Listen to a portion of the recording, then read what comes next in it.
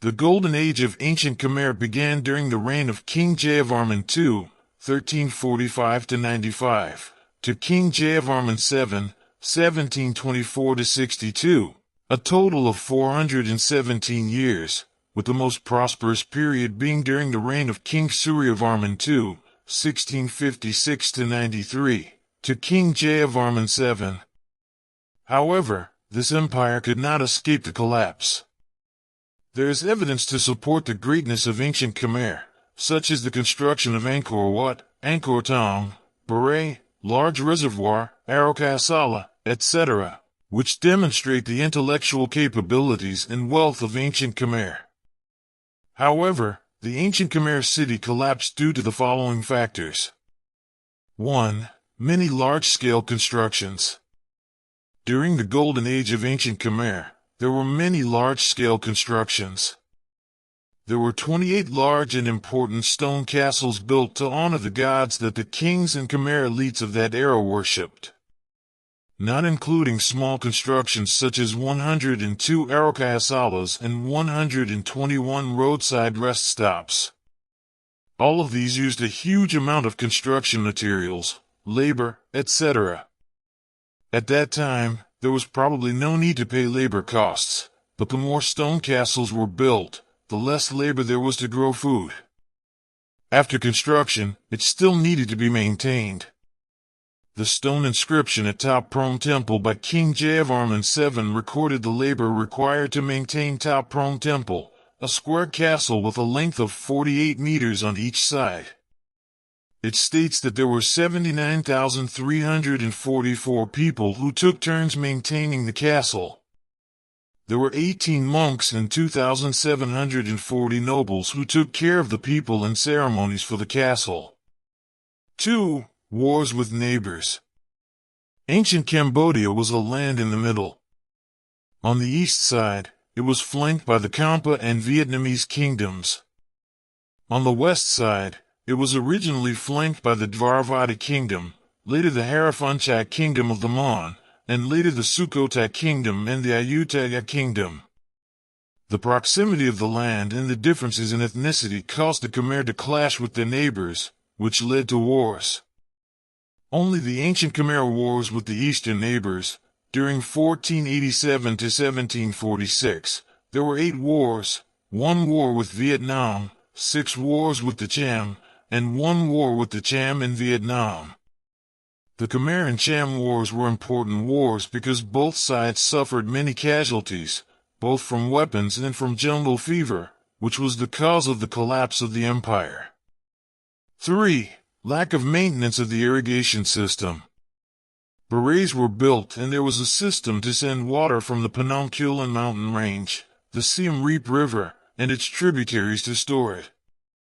Then there were gates to drain the rice fields, making the Khmer rice production very stable. However, the war caused the irrigation system to lack care. The canals sending water from the Baray to the rice fields, including the weirs, became shallow, reducing the efficiency of the irrigation system, causing water retention, mosquito breeding grounds, leading to malaria. Water shortages led to cholera epidemics. The population declined further in a cyclical process. 4. El Niño. During 1904–35 and 1959–83, there was a 56-year drought. Rice farming failed. Many people fled to escape starvation and fled to other places, causing Cambodia to lose both its food production capacity and its military strength. This information comes from scientists who used a method of counting the annual rings of a 900-year-old tree in the northern area of Angkor Thom, which used to live during the Khmer Empire's rise and fall.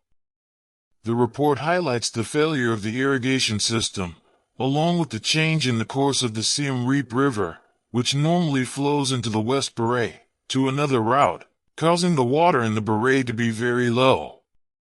5. Building and moving the capital too often. 417 years of ancient Cambodia's golden age, there were 8 capital cities. 1. Indrapura during the reign of King Jayavarman II. Mahendrapur during the reign of King Jayavarman II. 3. Hararalaya during the reign of King Jayavarman II. 4. Yasodharapura during the reign of King Yasovarman I. 5. Kokir during the reign of King Jayavarman IV. 6. Boinmala during the reign of King Suryavarman II. 7. Angkor during the reign of King Suryavarman II. 8. Angkor Thom during the reign of King Jayavarman VII. Building all the capital cities required enormous resources. When construction was complete, the royal family, nobles, officials, and soldiers had to be moved to the new city. The people who probably suffered the most were the farmers who were conscripted to settle in the new city. They had to abandon their rice fields to clear the forest to make it a rice field. 6. Religion. Initially, the Khmer people believed in spirits. Later, when the Khmer leaders converted to Hinduism, they started building stone castles as residences for the gods to please the gods. Therefore, there had to be offerings to worship them.